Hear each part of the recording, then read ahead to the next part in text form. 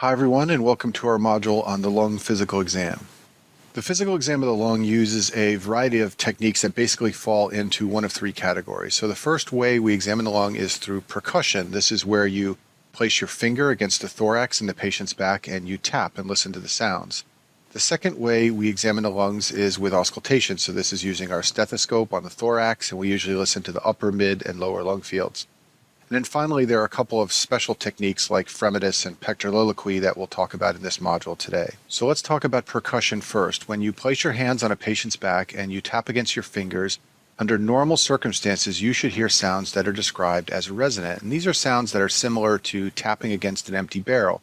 There's mostly air under your fingers inside the thorax, and it produces those hollow sounds like an empty barrel. Abnormal findings to percussion are when the sounds are either dull or hyperresonant. Let's talk about what that means. So dull sounds to percussion are like tapping against a barrel that's full of liquid. The sounds are very different than when it's full of air. And you hear dullness to percussion in patients who have a pleural effusion or consolidation, like from pneumonia. They have some type of fluid filling the lungs beneath your fingers or filling the space around the lungs beneath your fingers, and this makes the sounds dull. Hyperresonant sounds occur when there's air trapped. So they're resonant like normal sounds, but they're just more resonant than usual. These are difficult to detect on actual physical exam. But hyperresonant sounds occur in things like pneumothorax and emphysema. These are all situations where there's extra air inside the rib cage, and that's why you hear hyperresonant sounds. Next, let's talk about auscultation. And this is when you place your stethoscope against the patient's back and listen to them inhale and exhale. And normal breath sounds are described as vesicular, and I have an example of that that'll play for you in a minute. You should know that most all pathologic lung processes result in decreased lung sounds over the affected area. So for example, if they tell you that there are decreased breath sounds over the right upper lobe, they're telling you that there is some type of pathologic process in the right upper lobe. So now I'm going to play for you an example of normal breath sounds, and what you're going to hear is the patient take in a breath and then exhale.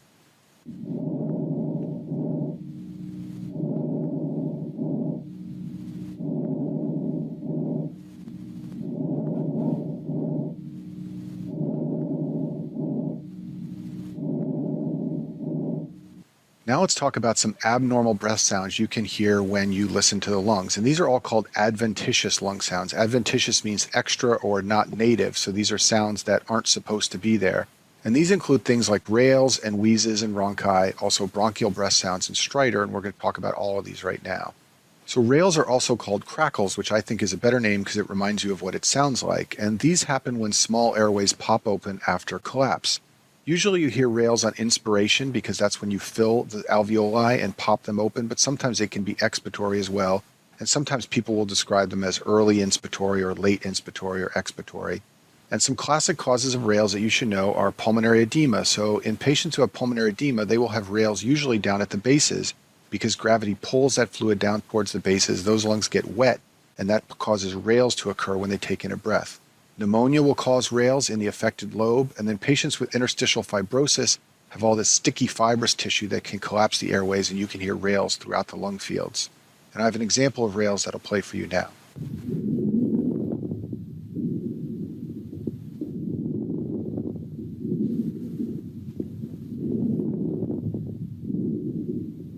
Those were late inspiratory rales, and hopefully you were able to hear that crackling sound as the lungs popped open at the end of inspiration. Next adventitious lung sound are wheezes, and this happens when air is flowing through a narrowed bronchi. These are usually expiratory as patients try to push air through those narrowed bronchi, but they sometimes are inspiratory and expiratory. And the classic cause here is asthma, so patients who are having an asthma exacerbation will develop wheezing. There are some other causes you should know about. So heart failure sometimes causes asthma. This is called cardiac asthma. It can be a fooler because people will not think it's heart failure because they don't expect the wheezes. Patients with chronic bronchitis can get wheezes, and then very rarely patients who have an obstruction to airflow, like from a tumor, will get a localized wheeze just in one lobe of the lung. If you ever see a question where there's a localized wheeze in the right upper or left upper lobe, this should tip you off that they may be describing a tumor. And I've got an example of wheezes that'll play for you now.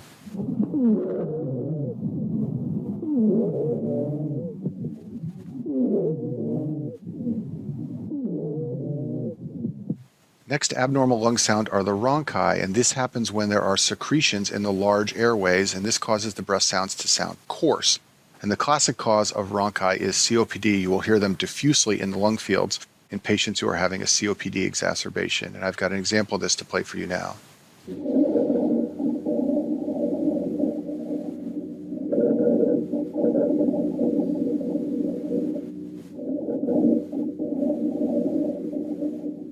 Hopefully you can appreciate that those breath sounds were different from the vesicular ones you heard before. They were coarser and harsher, and that's what happens when patients have bronchi.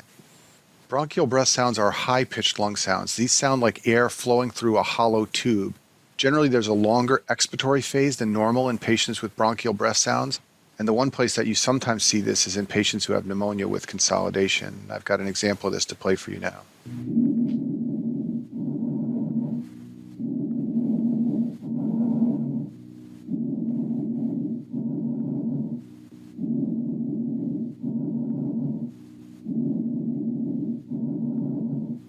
Hopefully you noticed that the expiratory phase was longer in that example than in the normal example I played for you before. In addition to the expiratory phase being longer, the breath sounds were more hollow, like flow through a tube. It's sometimes hard to identify bronchial breath sounds, but you should at least notice the longer expiratory phase. And the final adventitious lung sound we'll talk about is stridor. This is a wheeze that is almost entirely inspiratory. So recall that most wheezes are expiratory. The patient is trying to exhale through narrowed bronchi, and that gives expiratory wheezes. Stridor is an inspiratory wheeze, which is very unusual. Another very unusual feature of stridor is that it's usually loudest over the neck, and that's because it indicates partial obstruction of the larynx or trachea. And stridor is generally considered a dangerous finding because it often means patients have impending respiratory dysfunction from blockage of their larynx or trachea. So some classic causes are all things that can obstruct the larynx or trachea with inflammation. So laryngotracheitis, which is croup, it's usually a viral infection. It's basically a severe bad cold, usually in a child, that begins to affect the larynx and trachea. And usually it's treated with steroids to knock down the inflammation so that the child's airway doesn't close off. Epiglottitis is very rare in the United States because children are vaccinated for Haemophilus influenza. But if children are not vaccinated for HIB, then they can get this, and they can get epiglottitis, which can cause stridor. If you have an abscess in the retropharynx, this can cause stridor. And then finally, diphtheria causes a membrane of inflamed tissue in the back of the throat, and this can give stridor as well. Next, let's talk about pectoraliloquy. This literally means sounds heard through the chest, and it gets its name because when patients speak, you're not supposed to be able to hear what they say. It's supposed to come through the chest very muted. If it comes through loud and clear, then something is abnormal. So when we say pectoraliloquy, we usually mean that you can hear sounds over the chest through the stethoscope. There are a couple of subtypes of pectoraliloquy. So one is called bronchophony. This is when voice sounds are louder and clearer when you listen to the patient's chest with a stethoscope. Another type of pectoraliloquy is called whispered pectoraliloquy. This is where you have the patient say 99, 99, 99 in a very soft whispered voice. It should come through the stethoscope muffled, but if it's clear, this is abnormal. Another type of pectoraliloquy is called egophony, and this is when you have the patient say E, and it'll come through sounding like an A if something is abnormal in the lungs. All this occurs when you're listening to the lungs through the stethoscope. And all of these abnormal sounds occur when there's fluid in the lungs. Any abnormal pectoraliloquy finding means there's fluid in the lungs. So this is going to occur with pleural effusions and with consolidation from pneumonia. These patients can have all of these things detected on physical exam. Fremitus is where you place your hands on the patient's back and you ask them to say 99. And the vibrations from saying that word 99 are going to travel through the airways to the back, and you're going to detect them with your hands.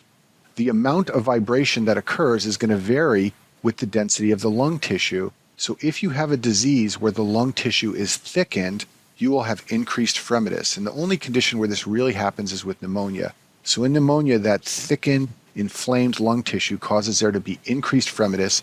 And over the affected portion of the lung, you will feel the vibrations from 99 more intensely than you feel them elsewhere. Almost all other processes cause there to be less fremitus. So things like pleural effusion, pneumothorax, atelectasis, all these things block the transmission of those vibrations, and they cause decreased fremitus. The final lung physical exam finding I'll discuss is called nail clubbing. So let's take a look at this picture down here at the right over here. If you look at your own nails, assuming that they're normal, you'll see that the nail bed has a gentle downward slope like this. In patients with clubbing, the nail bed loses that downward slope and sort of bulges out and becomes rounded. And this is a picture of it up here on the right. And nail clubbing is associated with many pulmonary diseases. Some of the classic ones to be associated with clubbing are bronchiectasis, cystic fibrosis, which can potentially cause nail clubbing in children, lung tumors, pulmonary fibrosis, and then finally cyanotic congenital heart disease has been associated with nail clubbing. And that concludes our module on the lung physical exam.